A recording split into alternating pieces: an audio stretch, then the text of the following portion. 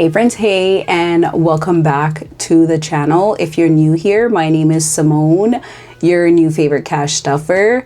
I know I've been MIA to all of my oldies but goodies, but so if you watch my last cash stuffing video, which would have been about 2 months ago, I explained that I was moving, and y'all, the move took so much out of me, and now I'm just starting to reset. So happy new month. It is the 1st of August. Let's get this budget going because I most definitely need to get back on track and reset my budget because your girl fell all the way off and I've been doing all kind of silly things. Okay, so let's get to it. So I did go ahead and added my calendar date just because I wanted to fast track things a little bit. And I also want to decorate my planner just a bit so that I could, you know, get a little motivated to do this budget, because falling off your budget and trying to get back on track is a bit much. Okay, so I'm gonna go ahead and take care of the rest of the keys. I have my little payday stickers here. I do have my happy planner booklets here. I have one for mom and then the other one is dedicated to budgeting. So I'll see what I could find here and add it to my planner. I was trying to find my tweezer, but I cannot find it. So I do get paid on the 7th and then again on the 21st. I wish it was a magic month, but it's all good. So next up, I'm just going to go ahead and see what kind of stickers I could find in here.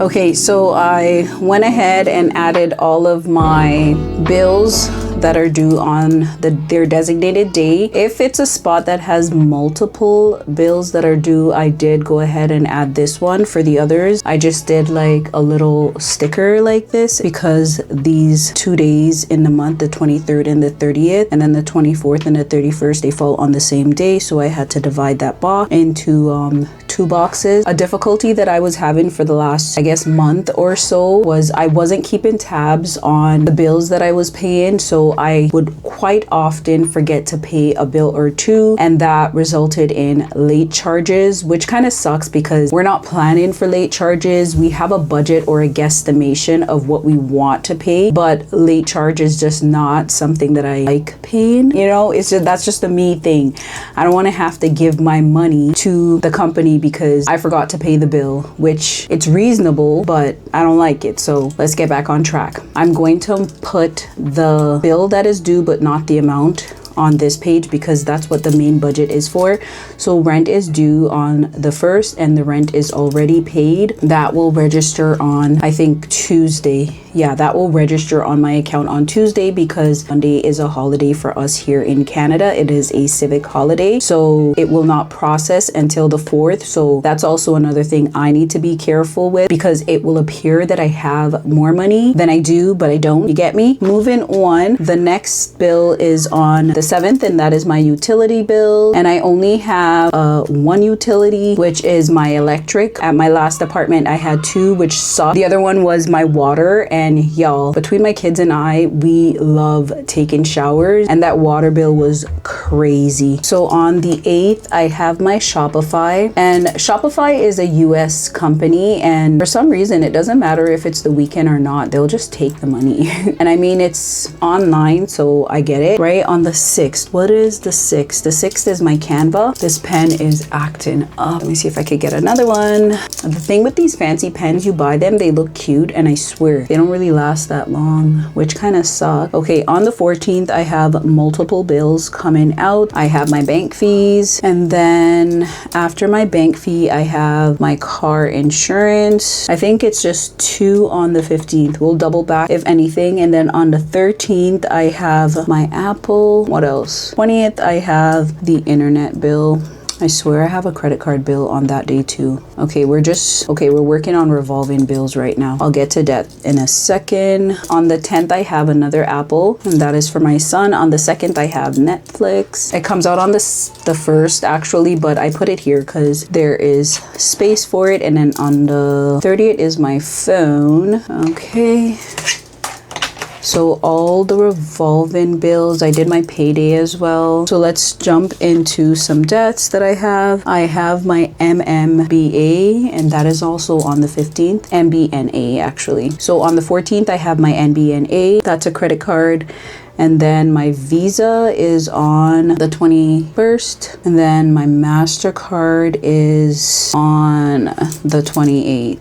Okay, so that is all the debts. My student loan as well. So student loan is on the 20th. And it is in interest relief. I'm just making payments so I could double down and pay towards the principal at the moment while it is in interest relief. Currently, my student loan is on a wrap, which is pretty much where I do not necessarily have to pay, but I am going to take advantage of this moment and pay down on the principal while the interest is not being accumulated, because that is what a wrap is. If you are in Canada and you have received student loan, you know what I'm saying, okay? So I do have a couple of odd bills, but I've decided to put them in as regular revolving bill just because it's just little things that I need to wrap up. It's not necessarily, I guess, a debt, but one of them is on the 23rd. I think that is it for my monthly spread. Now we're going to jump into my monthly budget. So my rent, I will not put down. I am going to be budgeting for $6,160. That is what I'm budgeting. That does not include my rent, so that is already taken care of. That portion will not be included on my budget. For utilities, it will be $286.49, and that is like the actual first bill. This is my first utility bill that I'm receiving, and in that there is like some kind of application fees and little things like that. So I think moving forward my bills will be a little less, at least I hope anyways. Next up, I have my car insurance, and that is for $172.62, and this may change because I have relocated, and sometimes relocating does affect how much you pay for car insurance, at least here in Ontario, Canada. I'm not sure if it's the same tactic they use around the world, but here it does. Like if you live in a high traffic, high accident area, you'll pay a higher insurance premium. Okay, my life insurance is going to be $135.68, and these budgeted numbers are pretty accurate. It's consistently the same over and over. Now, something that has changed on my bill is my internet, which kind of sucks. Now I'm paying $106.79. Before I was with Rogers and I had a really good deal, but after moving, that particular service may not be offered. So then I had to change my internet bill from Rogers to Bell, and Bell is a little bit more pricier. So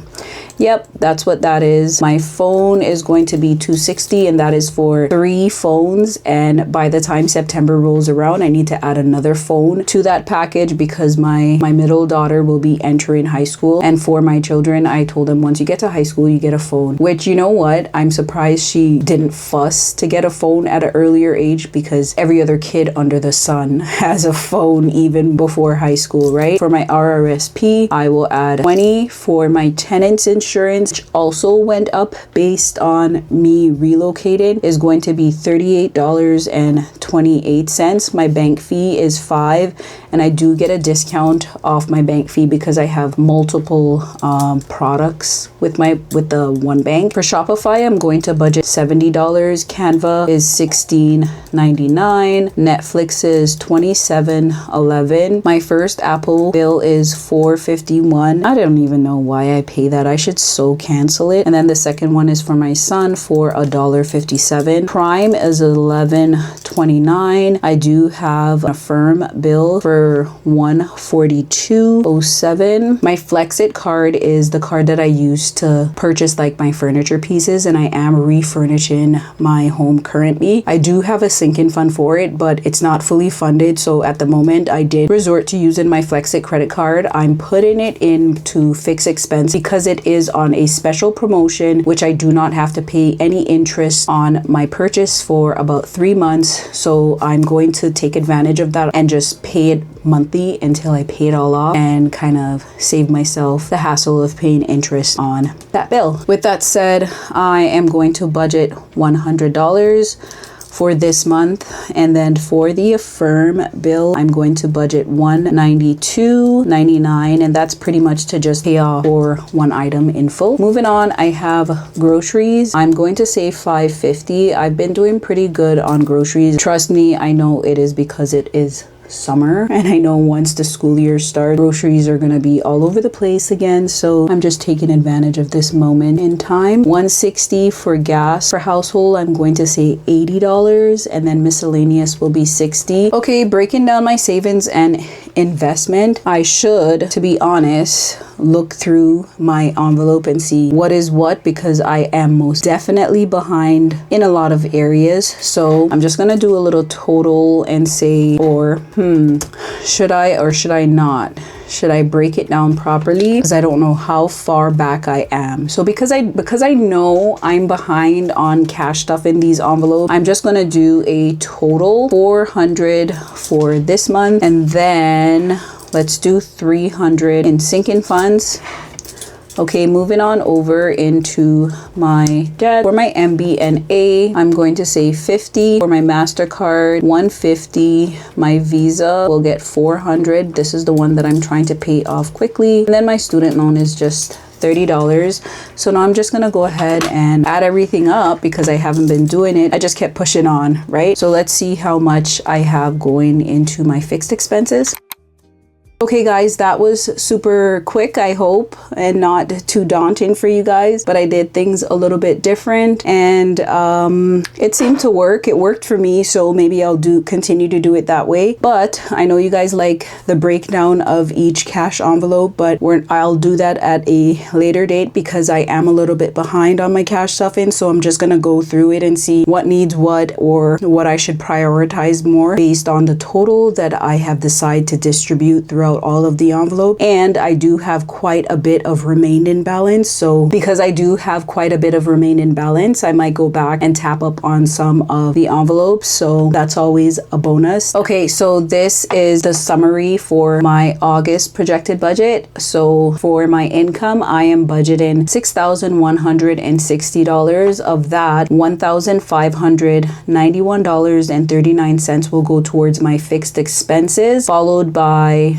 $1,010 going towards my variable expenses. I do plan to spend $400 towards savings and investment, with $300 going towards my sinking funds. For debt this month, I plan to put $630, and that leaves me with a remaining balance of $2,228.61 to work with. That is pretty much it for August. I am super happy to be getting back on track with my budget. Do not feel discouraged if you fall off track when it comes to your budgeting. If you have one month where you're not doing so well, the whole idea is just, if you fall, just get back up and keep going. The idea is to be consistent. The race is not for the swift, but who can endure. Okay, so keep that in mind. I hope you guys have a fantastic rest of the month. Until next time, really love you guys, and I will be doing a giveaway soon because I did hit a milestone on my channel. I'm super excited about that, so a giveaway is coming soon.